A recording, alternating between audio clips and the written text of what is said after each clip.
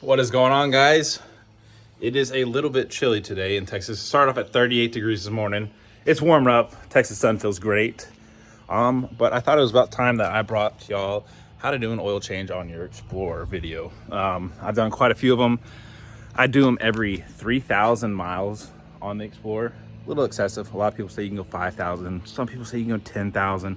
I don't give a fuck what kind of oil you're using. Don't go 10,000 miles. There's just no way, especially like in a high performance vehicle like this. Even if you're not tuned, like just don't. Like you got things such as like fuel dilution and things of that nature that are just going to dilute the hell out of that oil and make it super runny and not as effective. And doing an oil change more frequently is like a good insurance to make sure that your engine's going to run as healthy and as long as possible. And you're probably like, oh, I'll be fine. I've done all my other ones, whatever, yada, yada, yada. I'll tell you what, I think I had one of the highest mileages stock motor Focus STs, and I did my oil change every 3,000 miles. Same thing on the Prelude. I mean, any of my vehicles I've ever done, 3,000 miles, okay? And I've always had really high mileage vehicles that ran super healthy. The reason the Focus blew up is just because we met the power limit of the stock motor. We were definitely somewhere north of 450 horsepower. Stock blocks were really only good for about 400, so it met its demise that way. We just, blew a rod right out the block. Really what I think happened is it snapped a wrist pin and then shot the rod out the block. A nice little ring now, you know what I mean? That's not gonna fit over my knuckle, but still cool. And some of y'all might be wondering, what kind of oil do you use, right? Really, these cars call for 5W30. You can use whatever oil you choose to use. Deep down, I'm a Pennzoil guy. I grew up being a Pennzoil guy. My grandpa was a Pennzoil guy. Like, this is what I grew up using, and I've loved it, and it's great stuff, right? Now, you kind of got these bigger companies, AMSOIL, Royal Purple, I mean, you name it. What is that, Mobil One? You got all those people. And then you also have Driven Racing Oil. So I'm gonna be using Driven Racing Oil for the first time today. Flip you around, show you what I got here. This is supposed to be some really, really good stuff. I'll let y'all know now, it is a little pricey, but I believe this to be the best oil on the market, period. There's gonna be a lot of people that are gonna argue with me about it. Don't feel like arguing, I'm just letting y'all know. From what I was told, from what I've heard, and what you can read up, Driven Racing Oil, legit stuff. Really, really popular in the LS and Coyote world. So we're gonna bring it to the Explorer world. I have no affiliation with them. Again, this is not paid advertisement, nothing, guys. I'm just ended up using their oil. We're gonna try it out. It's supposed to be some really, really great stuff. All right, guys, so y'all might be wondering, how much is a quart of the Driven Racing 5W30 LS30 Driven Racing Oil, right? How much is it? I'm not gonna lie to you guys, it's expensive. It is $16 a quart. Now hear me out. Is $16 a quart worth protecting your engine over? Absolutely. Is it excessive, and is it more than what most people are willing to spend? Honestly, probably, because I mean, you could go and again pick up like Pennzoil or something for 25 bucks for 5 quarts, right? But let me tell you why this oil is so expensive and what it's going to help with, right? So it is very high in ZDDP, which is like the zinc, phosphorus, sulfur, which is going to help protect things. It's pretty low in detergents too. And what detergents do in oil is just kind of like wash away things, right? And you want your oil to stay connected to your things to help protect the internal metal parts of your engines. You don't want it washing away, and you don't want it to just half-ass lubricate stuff. Again, this is all about engine longevity. Again, I've always been a Pennzoil guy. I've had great luck with Pennzoil, whether it's just me doing my oil change every 3,000 or whatever you say. But we're gonna give Driven Racing Oil a try. So the Explorer, takes 6.5 quarts. I put 7 because again, we're launching it. And so when you're launching it, you'll notice there's oil starvation in the car when launching. So that's why we add an extra 1/2 quart, which helps with oil starvation off the line when driving these things really hard. So enough about the Driven Racing Oil, which I have high hopes in that we're gonna really love this oil. We're gonna show you what tools you're gonna need. So you're going to need a 27 millimeter and an extension. That's gonna go behind here, right here to the oil filter housing. And then underneath, you're gonna have a series of pop rivets, which you're gonna need this, and 7 millimeter. If you don't have a ratchet or an electric ratchet, use whatever you got. My new tool from Milwaukee, Milwaukee still hasn't sponsored me. You know, Milwaukee, what's up? I actually like it. My first time using this tool. So I'm pretty excited about it. And then there's a 7mm on the end. And then we have our filter here. Normally I use Ford's filter or whatever, but this is the only thing that O'Reilly's had available. Wix filter WL150. Forget what I paid for it off the top of my head. I probably have the receipt. I paid 16 bucks for the oil filter. So we can do the math, you know, 16 bucks for the oil filter. And then we're going to end up using 7 of these. So 16. So somebody can do the math here. I'm bad at math off the top of my head. But we got 16 basically times 8. And that's what this oil change was costing me for the Explorer. Again, it's worth it.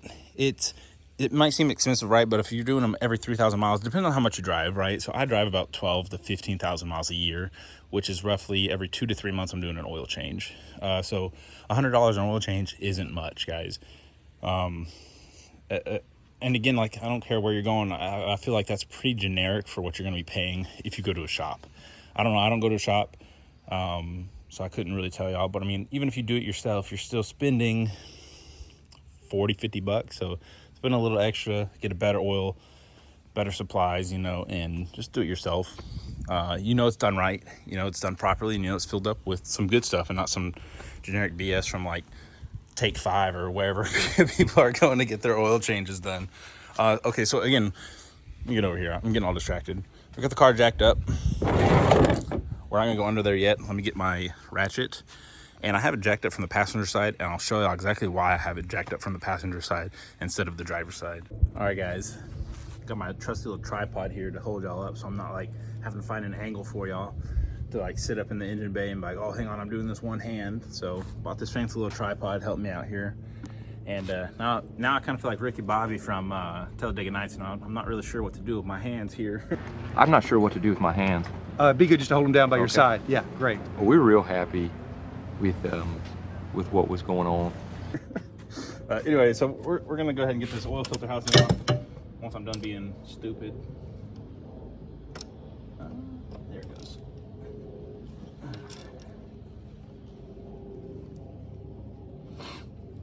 And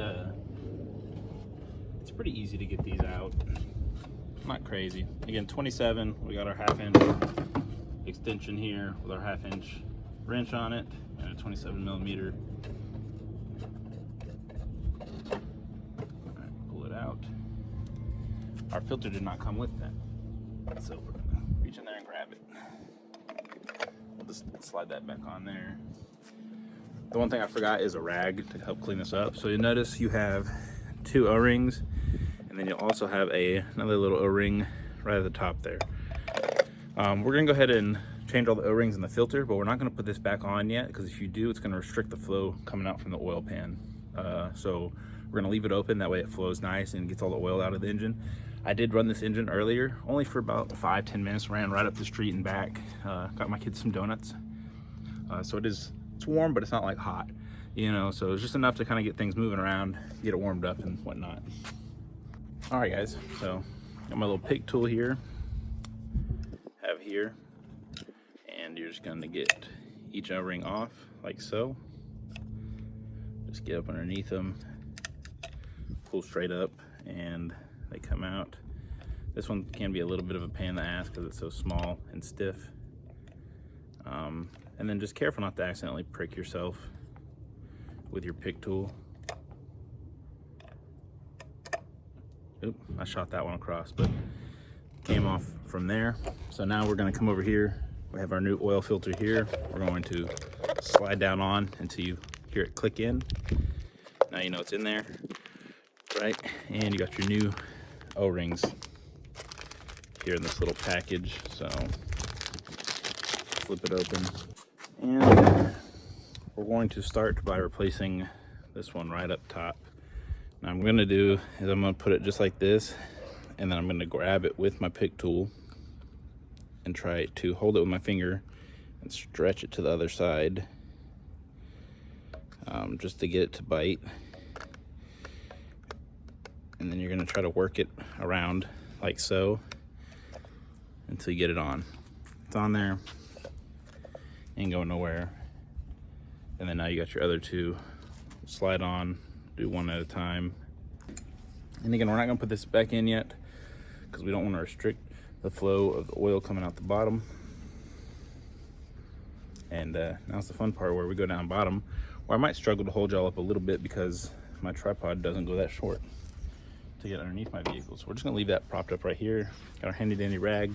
We're gonna bring down low, and I'm gonna show y'all another thing that I have on the oil pan that helps me from keeping me making a mess and having to use rags and stay in my driveway and whatnot. All right, guys, so we're gonna come right underneath the vehicle, and you're gonna be getting off this cover here, right? Now's a good time to also go ahead and look over all your suspension, check for leaks. You'll see all this over my suspension. What that is rubber from the racetrack.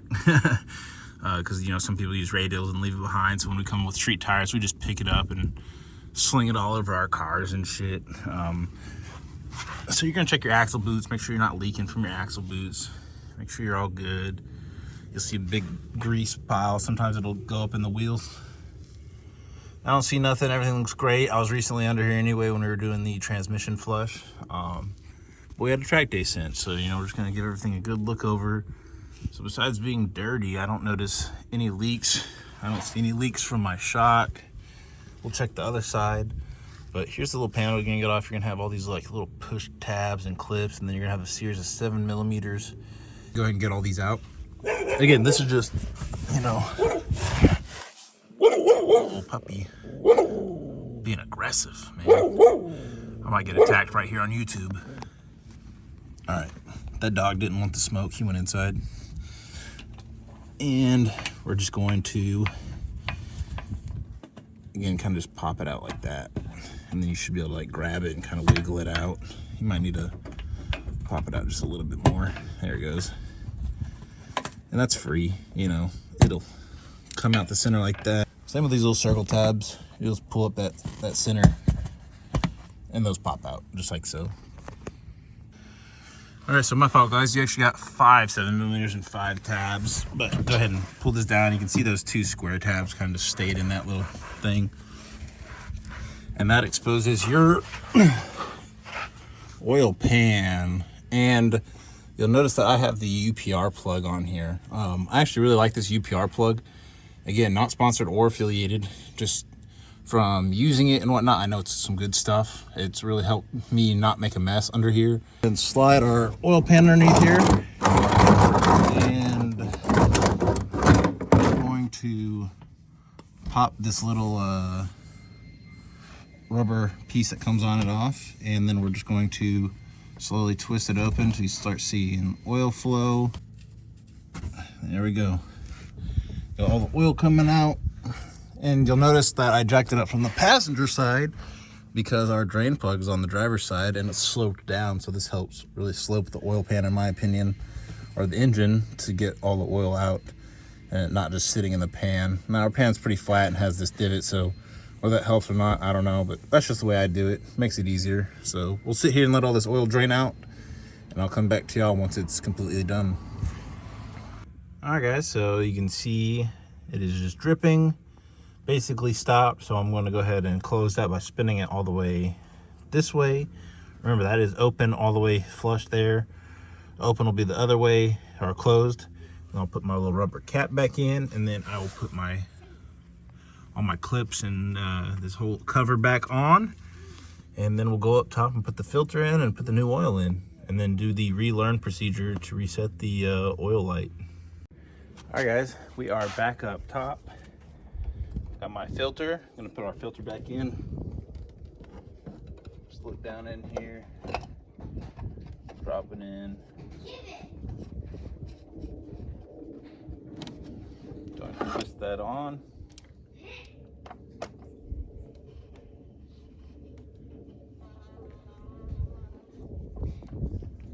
All right. Make sure that is tight. Got my little rag here, gonna clean that up. Now right here, you have your oil drain plug. Pull that off. And got our trusted funnel here. We're gonna put our funnel just like so that way you know it's going in. And again, we got our driven racing oil. We're going to try it for the first time. Pretty excited. Again, I've heard really great stuff about this oil, and after reading up on it, it was one of those things like, all right, I'm down to try anything once, you know what I mean?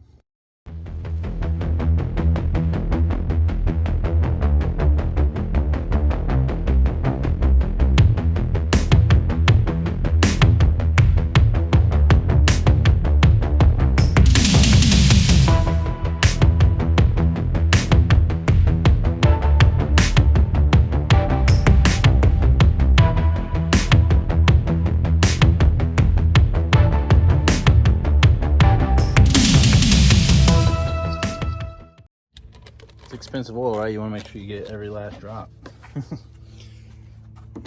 All right, oil filters back on, plugs back in and tight. We got all the oil in. Go ahead and get this out of the way, just like so. Keep that from dripping everywhere. Put back on our oil cap, and voila. Now we're gonna go inside the car and reset the oil life, and I'll show you how to do that. And then we'll just see how this oil performs over time. Maybe better gas mileage, maybe better performance, maybe less fuel dilution, maybe less blow by, maybe less oil in the catch can. I mean, all these are factors that we'll play into and see. Really no way of truly telling, limiting, without sending it off an oil analysis, which I can. So what I have here in my oil catch pan is Pennzoil, which is what I used last time. So what I'll do, again, it's been about roughly 3,000 miles, maybe about 2,000. I think I did this one a little early, but we'll send off that, see how that performs, and then when this comes out, we'll send this off to the oil lab, and we get results for both, just to see how each oil held up being abused in the Explorer. All right, so turn the car in the on position. Okay. Tire pressure is still low from when I went to the track. I didn't fuck with it after. Okay, menu. Settings, oil life. Still at a 70% oil life, whatever. So again, we did this one a little early, but all good. And there we go, it's reset, just like that. First start. Oh yeah, already feels better. Just kidding, guys. But again, we'll try this out, see how this performs, see how it holds up. Again, I'm pretty excited about using it, hoping for some good results. Maybe we'll see if it helps with times, you know. I think that's being a little optimistic. Oh, here's the other thing I got from their website, guys, right here. This stuff is fucking amazing, and I didn't know how I'd feel about it at first, but you know, you can see how much I've already used. This stuff just makes the vehicle feel like glass. I mean, absolute glass. This is so who owns Driven Racing Oil is Joe Gibbs, and that racing wax in there, that spray wax, was actually wind tunnel tested to improve function. And whether y'all believe me or not, I put it on my car and I actually ran my fastest time yet. I really believe it was due to doing the transmission flush and having a better shifting transmission, but I'm sure every little thing helps. But we ran a 7:60.83 at the 8th mile. I do have the time slip in here to show y'all. For some reason in the night, it wasn't showing 60 foots on really many of the time slips, which was really annoying. There we go, get it to focus. I got all these recorded on my GoPro. But yeah, I'm pretty happy with that, guys. 7:60.83. Check out how consistent it was. 7:60.84 and a 7:60.83. Pretty crazy, right? All right, guys, and there you go. That is how to change your oil. And in case y'all didn't see, the Explorer is actually now officially mine, which is awesome, which means more mods to come, right? Because I was everyone knows it's pretty modified as it is, but it hasn't been as much as I wanted it to be. And so now that it's mine, we're gonna start doing some more mods on it. This is what we picked up the wife, a 2018 F-150 Raptor. Let me flip y'all around. And she loves it. We picked it up. It was all paint matched crimson red, and my buddy over at Gas Monkey Garage here in Houston wrapped it for us. So the fenders were wrapped in satin black. It's satin black hood accents. You got a gloss black roof to make it all look like one piece, but my wife wanted a little pink strip in the front. But yeah, it's like an iridescent pink, guys. This thing's awesome, actually. And it gets tons of stares and videos, and I mean, you can look at it. It looks like a freaking Mario star went off in the sun. It's awesome though. I love the color. I didn't know how I'd feel about it, but honestly, I feel like the truck looks better in this color than it did in the red. And again, it just gets tons of attention. People whipping out their phones, take pictures and stuff. Too much almost, but it looks awesome. So yeah, this is the wife's new whip. So I'm taking over the Explorer, and so yeah, we'll be changing out the pink and stuff, right? Because we still got the pink badges on here, and the pink grill piece back there for our big mouth. So we'll be doing some subtle changes here too. Have a look a little bit more masculine, but overall, there you go, guys. Again, guys, thank y'all all so much for the support on my website.